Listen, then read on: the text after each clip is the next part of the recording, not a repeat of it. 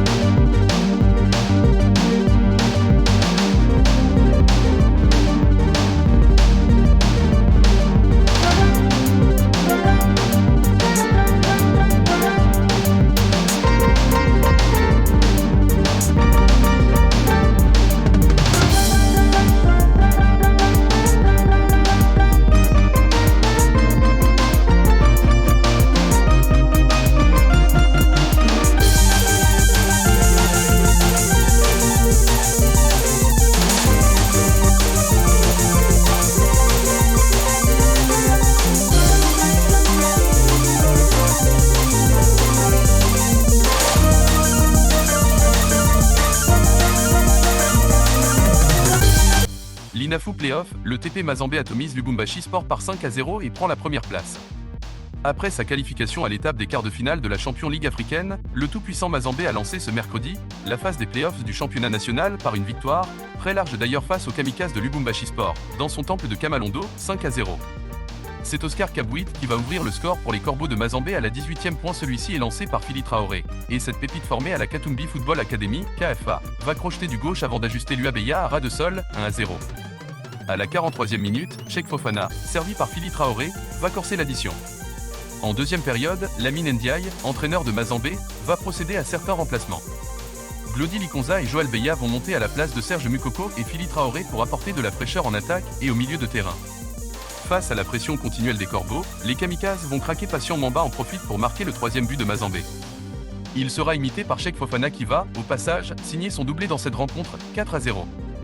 Lancé en cours de jeu, Enikwa va s'inviter à cette belle balade des Corbeaux pour le 5e but.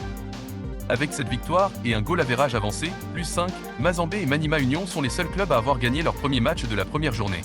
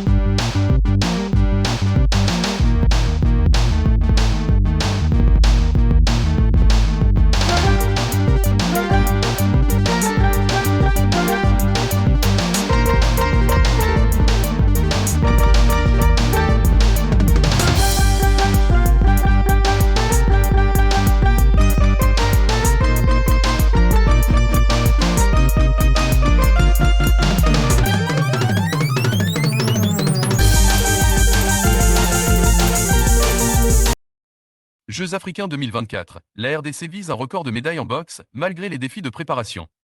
La République démocratique du Congo, RDC, se prépare à participer à la 13e édition des Jeux africains, qui aura lieu du 8 au 23 mars à Accra, au Ghana.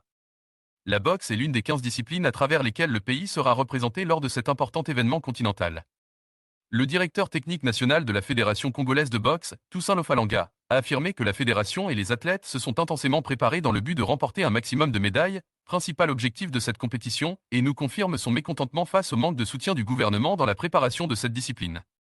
Nous aurions dû être en stage intensif, comme le font d'autres fédérations, pour nous permettre de mieux contrôler et évaluer le niveau de travail et des athlètes, a-t-il regretté.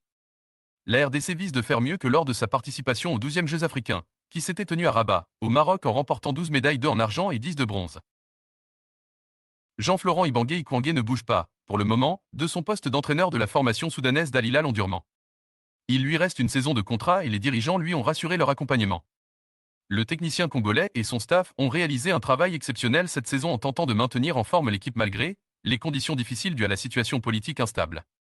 L'ancien entraîneur de l'AS V-Club ainsi que ses jeunes compatriotes, Steven Eboula et Adam Bosounzali, sont allés s'incliner 0-1 sur le terrain de l'Espérance de Tunis en match comptant pour la 6e et dernière journée de la Ligue africaine des champions. Un résultat insuffisant qui a scellé leur sort dans cette compétition. Le technicien congolais et ses protégés auront tout tenté pour ne fût-ce que sauver l'honneur parce qu'ils étaient partis dans une mission très compliquée où il fallait gagner et attendre les résultats de l'autre match pour savoir s'ils allaient se qualifier.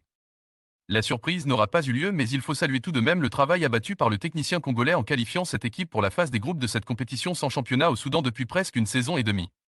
Cette élimination marque également la fin de leur saison tout simplement en attendant que la demande des dirigeants du club d'intégrer la Ligue libyenne ne soit validée. L'AS V-Club et les Aigles du Congo condamnés à payer chacun 7 500 $ américains d'amende. La commission de gestion de la LINAFO a sommé l'AS V-Club et les Aigles du Congo de payer, chacun l'amende de 7 500 $ américains pour violation de la zone neutre. Cette décision est contenue dans le communiqué final de sa réunion extraordinaire du lundi dernier dont une copie est parvenue, ce jeudi 7 mars, à Radio Okapi. Ces deux clubs sont suspendus jusqu'au paiement de ces amendes. À cause du comportement de leurs supporters, leurs prochaines rencontres seront jouées à huis clos et en cas de répétition, tous leurs matchs restants seront délocalisés dans d'autres villes à charge de leurs équipes, a ainsi averti la LINAFO dans ce communiqué. Cependant, aucune décision n'a été prise par rapport au résultat de ce match, soldé sur le score d'un but partout. Ces incidents sont survenus lors du match ayant opposé, dimanche 3 mars au Stade des Martyrs, l'AS V-Club aux Aigles du Congo.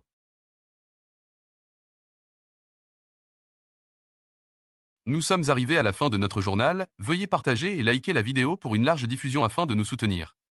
Merci.